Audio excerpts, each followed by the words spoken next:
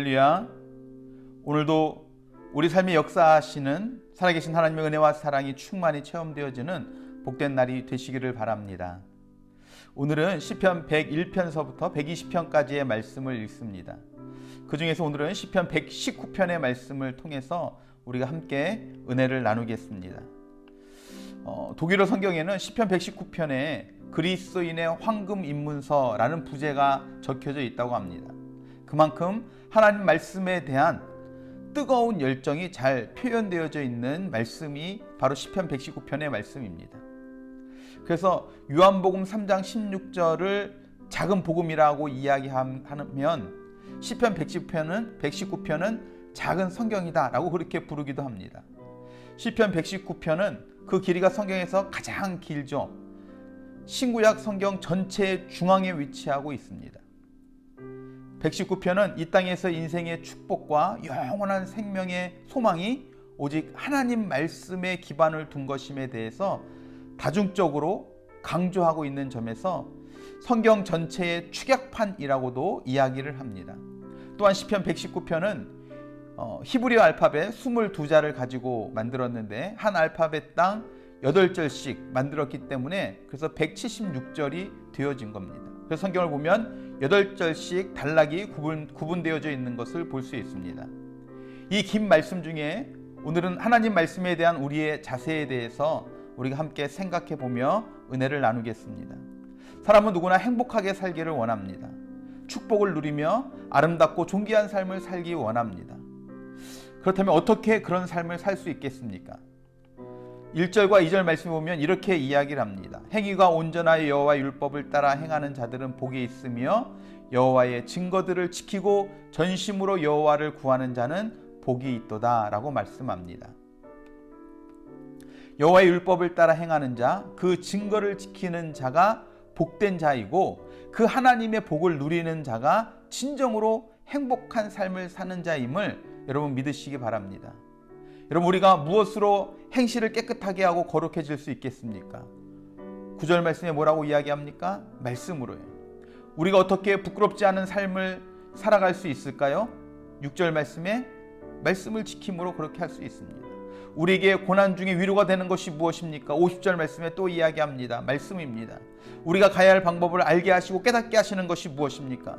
105절과 130절에 동일하게 말씀이라고 우리에게 가르쳐주고 있습니다. 19절의 말씀처럼 우리는 나그네입니다. 이 땅에서 영원히 살아가는 존재가 아니라 하나님의 나라에서 영원히 살아갈 존재입니다. 그래서 우리는 잠깐 나그네의 삶을 위한 이 땅의 것들을 생각하는 것이 아닌 세상에서 가르침, 그 세상의 방법들을 쫓는 것이 아닌 하나님의 말씀을 순종하고 그 말씀대로 살아가야 될 줄로 믿습니다.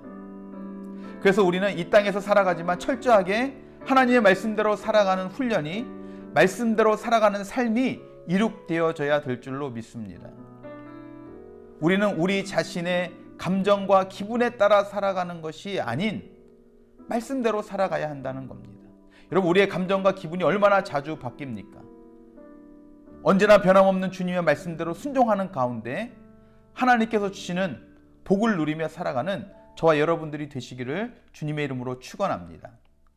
여러분, 사람은 누구나 자기가 관심이 있는 것을, 그것에 열심을 기울이게 되어집니다. 마태복음 6장 25절 말씀에 보면 이렇게 말씀합니다. 그러므로 내가 너희에게 이르노니 목숨을 위하여 무엇을 먹을까 무엇을 마실까, 몸을 위하여 무엇을 입을까 염려하지 말라. 목숨이 음식보다 중하지 아니하며 몸이 의복보다 중하지 아니하냐 라고 말씀합니다. 예수님께서는 이 말씀에서 자기를 따르는 무리들이 무엇에 관심을 가지고 있는지를 정확하게 분명하게 말씀해 주고 있습니다. 근데 사실 당시 예수님을 쫓았던 무리들 뿐만 아니라 오늘 우리들도 이 말씀처럼 먹고 마시고 입는 것에 대한 관심을 벗어나지 못하는 삶을 살 때가 얼마나 많이 있습니까? 그런데 시편 119편 기자의 관심사는 다른 것 같습니다. 123절에 내 눈이 주의 구원과 주의 의로운 말씀을 사모하기에 피곤하나이다 라고 고백합니다. 하나님의 말씀을 얼마나 사랑하고 하나님의 말씀 읽는 일을 얼마나 열심히 했는지 눈이 피곤할 정도라는 겁니다. 그렇게 눈이 피곤할 정도인데 131절에 내가 주의 계명을 사모함으로 내가 입을 열고 헐떡이나이다 라고 고백을 합니다. 하나님의 말씀이 아니고서는 채울 수 없는 갈증이 있다는 겁니다. 이것이 어느 정도의 갈증이냐면 143절에 환난과 우환이 내게 미쳤으나 주의 계명은 나의 즐거움이니이다 라고 고백을 합니다.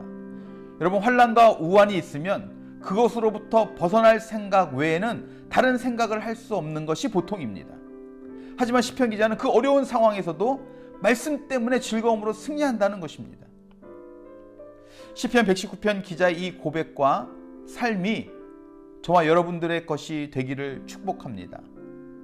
성도로서의 삶의 모든 해답은 여러분 말씀에 있는 줄로 믿습니다. 좀 전에도 말씀드렸던 것처럼 위로하심도, 거룩하게 살아가는 방법도, 장래의 일도, 부끄럽지 않은 삶도, 이 모든 것의 답이 말씀 안에 있다는 겁니다.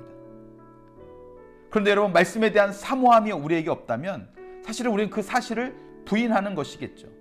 시편 107편 9절 말씀에 사모하는 영혼에게 만족을 주시고 줄인 영혼에게 좋은 것으로 채워주심이라 라고 말씀합니다. 말씀을 사모하고 말씀에 줄인 영혼이 될 수 있기를 바랍니다.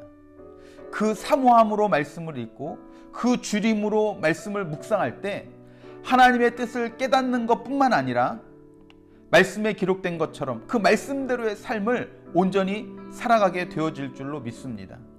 여러분, 먹고 마시는 문제가 아닌 말씀으로 살아가는 믿음의 사람들이 다 되시기를 주님의 이름으로 축원합니다.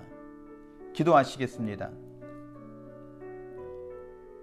사랑과 은혜가 풍성하신 주님, 오늘 시편 119편의 말씀을 보면 우리 인생의 모든 해답이 말씀 안에 있음을 보게 됩니다.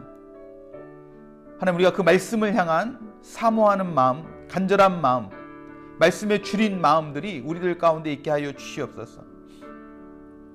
시편 119편 기자의 고백처럼 고난과 환난의 때에도 그 문제의 답이 말씀 안에 있음을 깨닫고 하나님의 말씀을 읽는 가운데, 묵상하는 가운데 하나님의 음성을 듣고 하나님의 인도하심을 듣고 하나님의 뜻을 깨달아 알아가는 우리들의 삶이 이룩되게 하여 주시옵소서.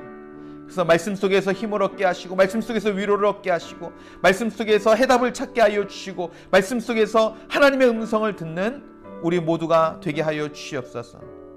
지난 한 주도 주님 은혜 가운데 잘 살게 하여 주시니 감사합니다. 하나님, 한 주도 주님의 말씀대로 순종하며 살아갈 수 있는 그 은혜를, 그 힘을 주님의 말씀으로부터 공급받는 귀한 날이 되게 하여 주시옵소서. 그렇게 우리 삶 가운데 말씀으로 역사하실 주님을 찬양하고 기대하며 사랑이 많으신 예수 그리스도의 이름으로 간절히 기도드렸사옵나이다. 아멘, 아멘, 아멘. 할렐루야. 여러분, 오늘도 하나님의 말씀을 읽는 가운데 주시는 감동을 따라서, 주시는 은혜를 따라서 말씀대로 순종함을 통해 하나님의 뜻을 이루어가는 귀하고 복된 날이 되시기를 바랍니다. 그렇게 살아가신 여러분들 한 분 한 분 주님의 이름으로 사랑하고 축복하고 감사합니다.